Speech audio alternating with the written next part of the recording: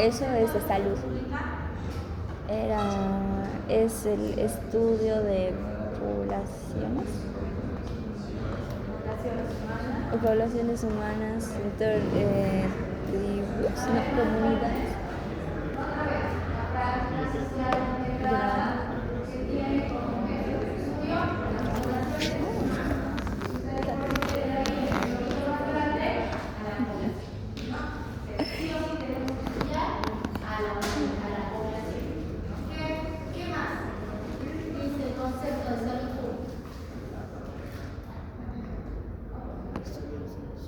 Que va a estudiar, creo que eran los movimientos humanos y su comportamiento. Con el fin de prevenir enfermedad, prolongar la vida.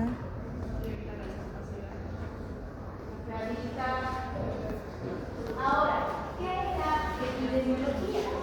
Es el estudio de las frecuencias. Estudio de la distribución. De la frecuencia y distribución. ¿se acuerdan? Epidemiología es el estudio de la frecuencia y distribución. ¿Por qué me lo tapas?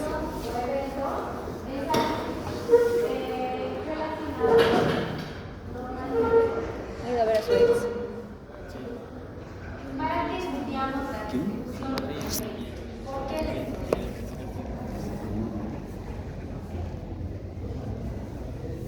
¿Cómo? Bien, para saber dónde tenemos que actuar. ¿Para qué más? O sea, yo veo dónde están los casos y cuántos casos son, para saber cuánto impacto tiene esa frecuencia de casos. Para eso nos ayuda la epidemiología. Y para que una vez que yo los ubique y sepa la gravedad del asunto, pues pueda determinar si es una epidemia, que estoy en zona de alerta, en zona de alarma, y pueda actuar. Entonces, la epidemiología es la herramienta que utiliza la salud pública para que puedas tomarse decisiones en salud a través de políticas de salud. Pero, como ustedes lo pueden ver en este gráfico, ¿qué es lo más profundo? ¿Qué usa la epidemiología para poder determinar la frecuencia y la distribución de los eventos sociales? El método científico. El método científico. Entonces, el núcleo de todo es el método científico. Pero entonces, ¿qué es el método científico? Una serie de pasos. Conjunto de pasos para tomar. Bueno, nos estamos adelantando, pero el método científico viene del concepto método, que proviene del griego, que significa caminar hacia. Entonces, hace referencia al camino para el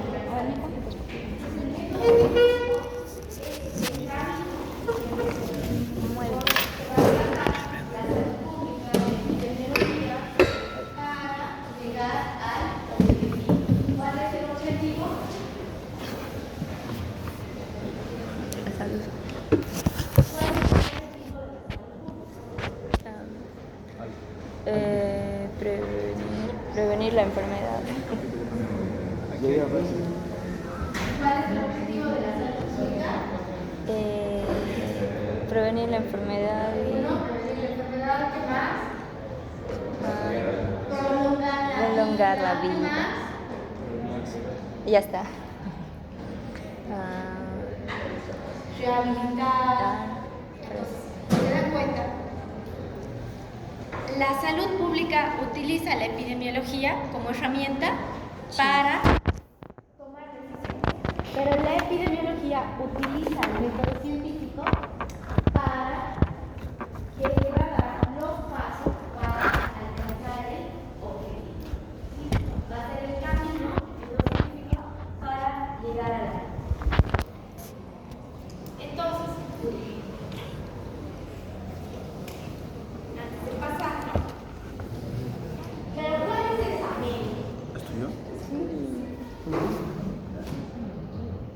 Ay, no, está con piojos. Ah, ya.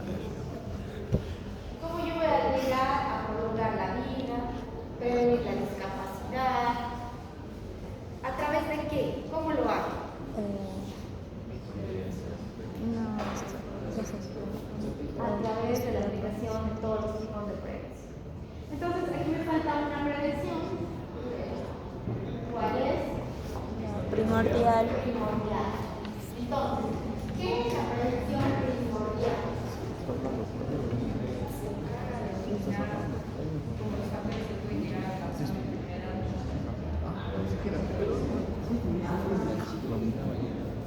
¿Qué es la prevención primordial, jóvenes?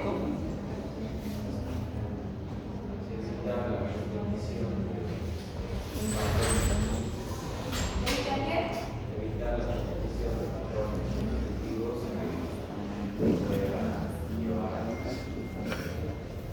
Puede provocar la aparición, ¿sí?, de un factor de riesgo que desencadene una enfermedad. Entonces, cuando hablamos de prevención primordial, quiere decir que no existe todavía el factor de riesgo. Entonces, ¿cuál sería el factor de riesgo? Un factor de riesgo para cualquier enfermedad. Mala alimentación. Digamos, la mala alimentación, la malnutrición. Este factor de riesgo, la malnutrición, ¿para qué enfermedad se desarrolla? Diabetes, hipertensión, obesidad.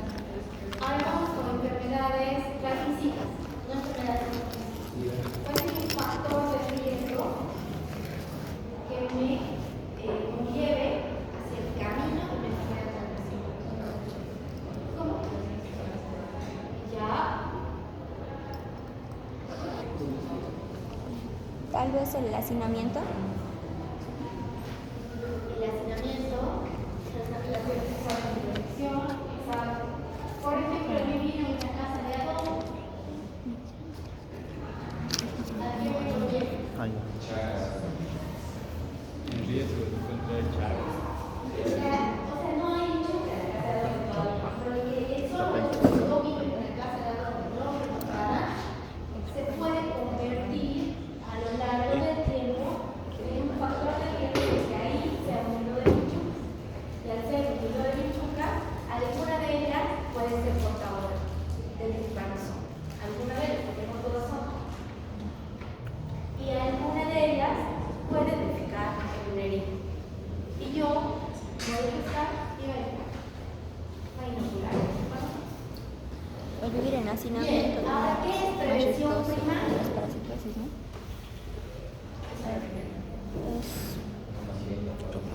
Cuando ya es el factor de riesgo, El factor de riesgo. prevengo el factor de riesgo causa enfermedad. ¿Cómo cuál? ¿Cuál es el ejemplo más típico de prevención primaria? Vacunas. La vacunación. Ahora, otro ejemplo Si no tengo. de prevención primaria. Relación de la Ay. Ahora, ¿qué es la prevención secundaria? Es cuando sabemos que Hay enfermedad. hay enfermedad, pero no sabemos quién la tiene específicamente. Es el diagnóstico temprano, tratamiento posible. Es lograr hacer el diagnóstico en fase subclínica. Es decir, cuando la enfermedad todavía no ha presentado ningún signo o síntoma específico de la enfermedad. Es lograr hacer el diagnóstico en fase subclínica. Ahí ustedes, con toda su capacidad, tienen que llegar al diagnóstico. Ahí ustedes demuestran todo su conocimiento, su capacidad. Ahora, ¿qué es la prevención terciaria? Es prevenir las complicaciones en la enfermedad. ¿Y qué es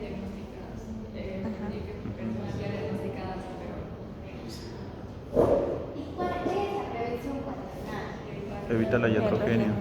Prevenir la vida. Bien.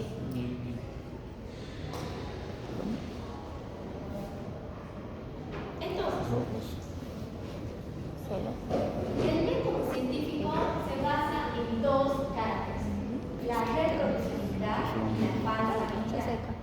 Si hablamos de reproducibilidad, ¿a qué nos referimos?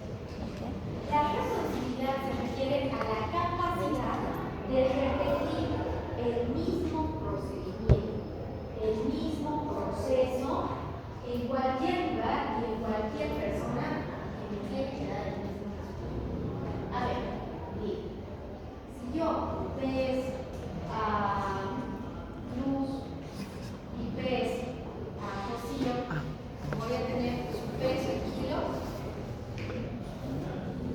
¿Sí?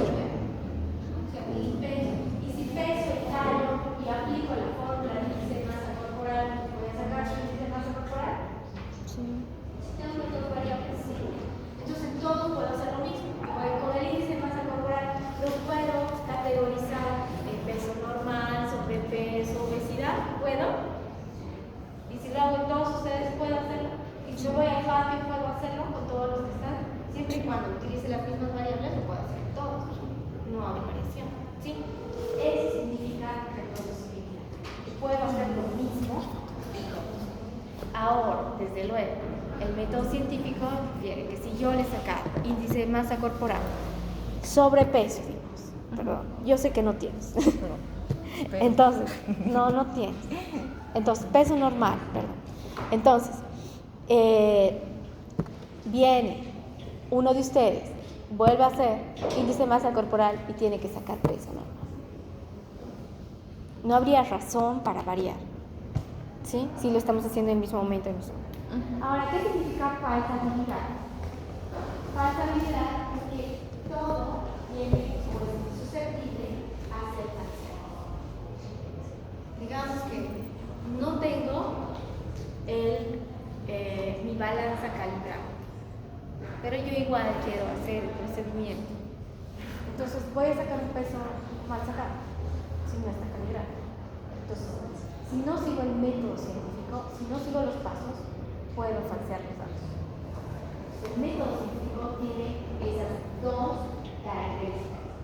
Es reproducible, pero también es falso. Y ahí entra la ética de investigación. Ahora, el método científico se vale de técnicas y de instrumentos que van a especificar el paso seguido para la recolección y análisis de datos y comprenden reglas de decisión de procesamiento y brindan criterios para evaluación de la coherencia. Ahora bien, el método científico sí o sí tiene que seguir pasos. No puede saltar. Por eso se llama método. Es paso 1, paso 2, paso 3, paso 4. No puedo llegar directo al resultado sin seguir los pasos de forma metódica. Perdóname. Estos pasos me tienen que dar como resultado la recolección de datos, pero estos datos tienen que ser analizados. No me sirven solo números, tengo que analizar esos números. Una vez que yo analizo los números, debo razonar y de forma lógica. ¿Para qué significa un razonamiento lógico?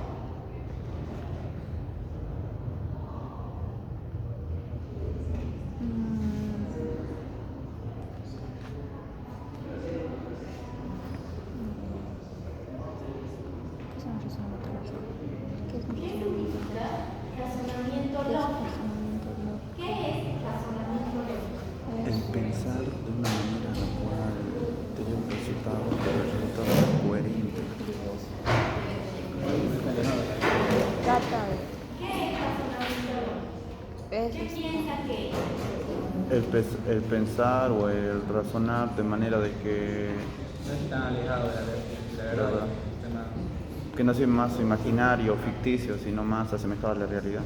El día de ayer hablábamos de ese tema, que si yo, por la teoría de la gravedad, si yo lanzo este marcador, por lógica tiende a caer, ¿no? Ustedes pueden predecir que esto va a caer. Nadie puede decir que el marcador va a volar, por lógica, aunque yo no lo haya tirado todavía. ¿Sí? O alguien se podría decir que no. Eso es un razonamiento lógico. Y que puede ser deductivo o puede ser deductivo. Pero tiene que venir de alguna verdad. Bien. Entonces, cuando hablamos de método científico, investigar proviene del latín investigar, que significa hallar o indagar. Entonces, investigar se define como un procedimiento reflexivo, sistemático,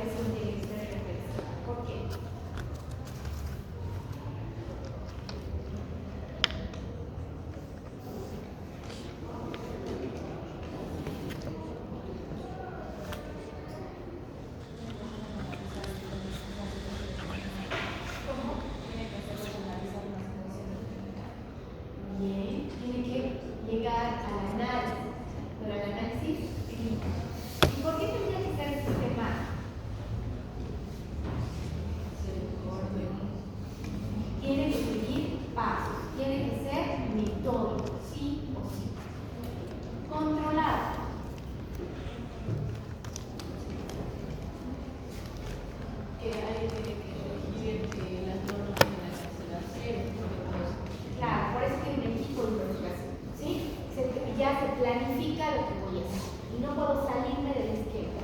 No puedo idearme que voy a hacer otra cosa porque se me ocurrió. No, por eso el planificado, el pensado, el determinado, solo voy a ejecutar lo planificado. Muy excepcionalmente podría salirme del contexto planificado. Y por último debe ser crítico. ¿Qué significa que tiene que ser crítico?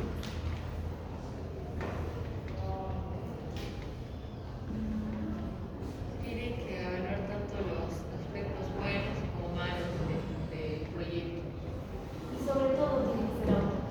Imparcial. No es como que yo lo he hecho y yo sé que está bien. Yo lo he hecho. Claro, no tendría que por qué ser cerrado. Digamos, o sea, nosotros tenemos que tener una mente abierta. Aceptar, lo primero que tenemos que aceptar es que somos humanos. Y los humanos cometemos errores. Desde luego, hay que minimizar el error. Intentar minimizar el error. Pero, a ver, dígame, un humano en su vida ya cometió. No se puede salvar, no lo hizo. Pero no fue robo, fue voluntad. Porque yo tengo que ser a conocer. Errores. Entonces, ¿qué tiene por finalidad Artesanal. el método científico? La investigación dentro del método científico busca descubrir hechos, fenómenos o leyes. Eso es lo que busca la investigación dentro del método científico. Ahora bien, ¿cómo se origina la investigación? ¿De dónde nace la investigación? Una investigación tiene que nacer de la experiencia propia de cada uno de ustedes. Van a tener su propia experiencia, su propia realidad, y eso va a requerir investigar. ¿Qué más? De materiales audiovisuales, de materiales escritos, revistas científicas, libros, tesis, trabajos de investigación, que quieran profundizar, investigar más, de conversaciones con colegas o profesionales, o de problemas que tienen que ser resueltos en la institución donde trabajan o donde desempeñan. Por ejemplo, cuando hemos hablado sobre qué tema les gustaría investigar, por lo menos un 50% de la clase me atrevo a decir que quería investigar sobre el estrés y la ansiedad, que le desencadena el estar estudiando la carrera de medicina. Ustedes se ponen a pensar, jóvenes, eso es grave. ¿Cómo pueden vivir estresados y ansiosos? ¿En qué momento van a ser felices? ¿Cómo van a vivir 5 años estresados? No había razón de vivir así, porque a nadie de ustedes, no creo que alguien haya sido apuntado con un arma en la cabeza para decidir inscribirse a la carrera de medicina. Alguien lo ha presionado, lo ha obligado. Mientras que la U o la mina y el La U. En la mayoría de ustedes ha sido una elección propia. Ahora, ¿por qué ha sido la elección? Puede haber varias razones. Algunos han debido ver Doctor House. Otros han debido ver Grey's Anatomy. Otros deben tener algún familiar. Otros tal vez eran pacientes de pequeños. Otros simplemente tenían las ganas de servir a la sociedad. Cualquiera que haya sido su razón, esa razón ha llevado a que ustedes estén aquí. Pero nadie es responsable de las decisiones que ustedes hacen. Son ustedes son responsables de esa decisión. Ahora, ¿por qué una decisión les está causando ansiedad? Tendrían que estudiar. Ahora, ¿será la universidad la que les está causando la ansiedad? sustento. ¿Será la sobriedad en contenidos lo que les está causando ansiedad? Positivo. Porque la medicina es grande y siempre así. Es súper amplia, por eso existen especialidades, porque nadie puede saber todo. ¿Se imaginan? Es re grande. Por eso existe la especialidad. Siempre ha sido así. Si ustedes me dicen que la sobrecarga, pues todos los médicos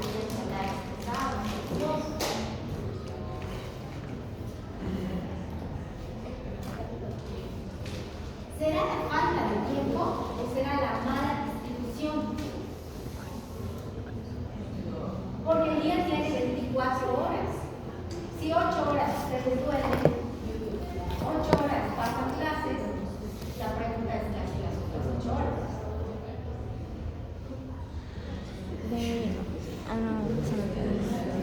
Habla de Luis, pregunta si Ovenia, ¿dónde Ovenia? Ahora, puede ser que una hora le dediquen a ver TikTok. Terrible. O ver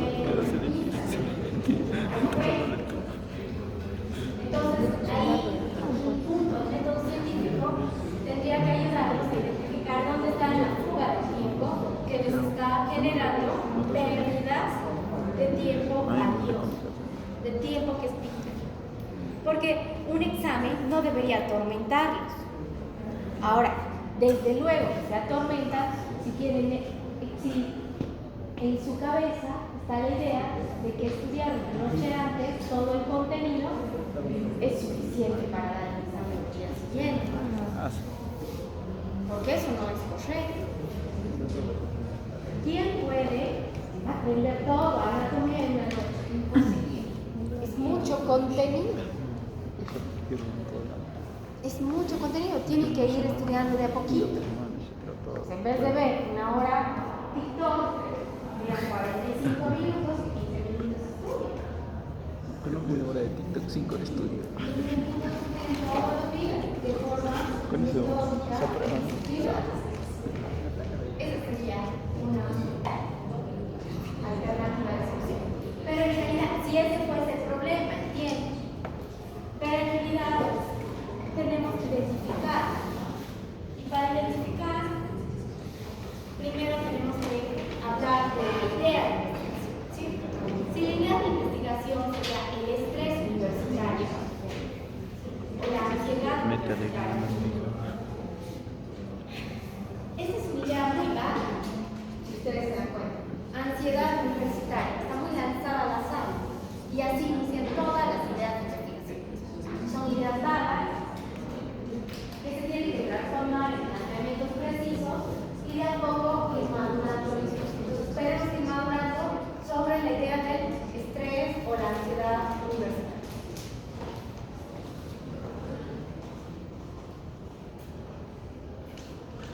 Ahora, una vez que mantenemos la idea, tiene que haber una estrategia de solución. ¿Sí? La estrategia de solución, pues puede ser en la estrategia de solución dos caminos: una estrategia algorítmica y una estrategia heurística. En la estrategia algorítmica son procedimientos integrales, paso a paso, es decir, que ser paso a paso, exhaustivos, pero garantizan la solución correcta. Y pueden llevar mucho tiempo, pero sí funcionan. Y estos son los más correctos porque como voy de paso a paso, hay menos probabilidad de error y voy verificando paso. Si ustedes se dan cuenta, los algoritmos, además están respaldados con mucha teoría, son de la metodología que utilizan casi todas las personas cuando estudian. Si ustedes algún día observan que tienen abuelitos, ¿no? Los abuelitos saben que a las 6 de la mañana a las 6:05 ya están en el campo. A las 6:30 ellos tienen que desayunar. 12 en punto tienen que estar haciendo el almuerzo. Y tienen que estar caliente, o tienen que estar tibio, pero tibio, ¿no? No puede estar ni muy caliente ni frío, tiene que estar tibio. Entonces, ellos siguen esos pasos. Las heurísticas son estrategias de atajo sobre reglas generales. Tienen diferentes enfoques, se basan en los resultados anteriores y no necesariamente tienen el mismo problema, pero se basan en si ha pasado esto, yo podría inferir en que ahora me puede volver a pasar lo mismo. Y se cree que de cierta forma de hacerse algo se dan mejores resultados. Es más que todo la tendencia que tienen en la actualidad, que tenemos en la actualidad. Si a Moore le ha funcionado estudiar una noche antes, saca 80, supongo que lo construye una noche antes, y eso sería nos vamos a reunir, yo me voy a poner al día y ya está. Entonces no es un proceso, no es una metodología.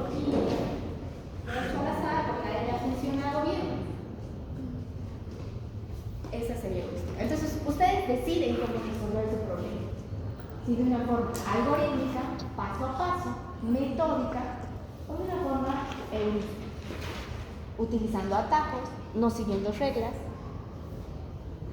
infiriendo en lo que le pasa a otra investigación. Bien. Hasta aquí tendríamos que hacer una práctica grupal, pero la vamos a dejar para media horita antes de que termine la clase. Voy a terminar de explicar la teoría antes de que haga la clase, ¿ya? Los primeros pasos de la investigación son, uno, la elección del tema, ¿sí? Entonces, ustedes tienen que elegir el tema que tienen que investigar y tienen que formularse y contestarse las siguientes preguntas para elegir el tema de investigación. ¿Qué se va a investigar? ¿Cómo se tiene que realizar la investigación? ¿Y por qué es importante investigar esto? Si ustedes eligen el tema estrés universitario, entonces, ¿qué voy a investigar? Pues el estrés. ¿Dónde? En los universitarios. ¿Cómo voy a realizar la investigación?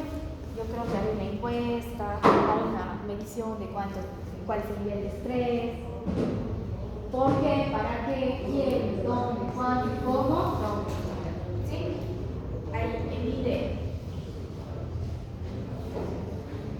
Una vez que tengo mi idea de investigación, tengo que elegir la idea que significa que tiene que ser igual al tema de investigación. Una idea me va a plantear hacia dónde ir y de ahí voy a llegar al tema como tal de investigación. El tema de investigación es la razón de un estudio que permita comprender, describir y explicar el fenómeno o el hecho del mismo. Si bien es cierto, la ansiedad era el tema de investigación o el estrés era la idea, pero yo en realidad no quiero estudiar la ansiedad y el estrés. Yo quiero estudiar los factores que conllevan a los universitarios a desencadenar estrés y ansiedad. Porque lo que quiero hacer es prevenir eso.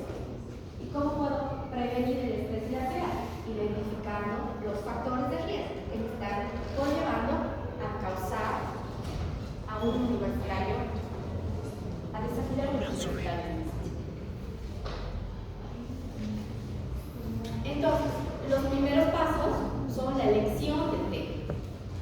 Entonces, aquí tengo que enlistar los principales problemas locales, nacionales, internacionales, que se identifiquen desde el lugar donde se va a llevar a cabo la investigación. Y así se puede deducir y construir el tema de la investigación. Entonces, esta es la primera práctica que tenemos que hacer y después hacemos la grupal. En una hojita o en su computadora o en los celulares hay una aplicación que dice notas, ¿no? Entonces, ustedes eligen que escribir, porque no me lo tienen que presentar, tienen que listar, tienen que hacer una lista de 15 problemas en base a una lista. Yo sé de 15 problemas. Yo sé que ya hemos estudiado dos herramientas. Las herramientas que hemos estudiado es el árbol de problemas y el diagrama de resultados. Pero esta es la tercera herramienta que les voy a mostrar. Estas prácticas. Si bien es cierto, el árbol de problemas es el más conocido, pero pregúntenme cuándo se queda el árbol de problemas. No, esta está más práctica. Enlistamos 15 problemas en base a una idea. Por ejemplo, si su idea de investigación es el estrés, yo tengo que enlistar 15 problemas relacionados al estrés universitario. Entonces, problema 1. Los universitarios presentan estrés debido a la sobrecarga en contenido teórico. Los universitarios presentan estrés porque no saben organizar su tiempo. Técnicas de organización. Tiempo. 3. Los universitarios presentan estrés porque toman muchas bebidas alcohólicas. Los universitarios presentan estrés porque salen mucho a fiestas. Los universitarios presentan estrés porque los docentes no los entienden. Y así, ¿no? Entonces se dan cuenta que son 15 problemas, pero relacionados con la misma idea. Entonces, lo que ustedes tienen que hacer es, uno, tener una idea de qué les gustaría investigar. Desde luego no vamos a desarrollar ese tema de investigación, pero tienen que hacer, amigas, nosotros tenemos que hacer práctica, o sea que tienen que ir haciendo la idea, aunque no vayan a presentar un proyecto de investigación como tal. Entonces, una vez que ustedes terminen una idea de investigación, que puede ser la misma que me presentó con el árbol de problemas y con el diagrama de Ishikawa, otra, ahora ustedes hacen una lista de 15 problemas. Una vez que hace la lista de los 15 problemas, usted va a priorizar 3. Hace la lista de los 15, vuelve a leer los 15 y ahí de los 15 elige 3. De esos 15 yo elijo 3. Listo, dejo los 3. Ahora, una vez que usted elija 3, vuelve a leer otra vez los 3 y elige 1. Una vez que usted se queda con un problema, a ese 1 le da una alternativa de cómo yo soluciono ese problema, cómo se podría solucionar ese problema. Pero no le tiene que dar una alternativa, por lo menos 3 alternativas de solución tendrían que ser. ¿Sí? Entonces vamos. Primero piensen en una idea de un tema. Ojo, la idea de investigación tendría que ser el tema de interés.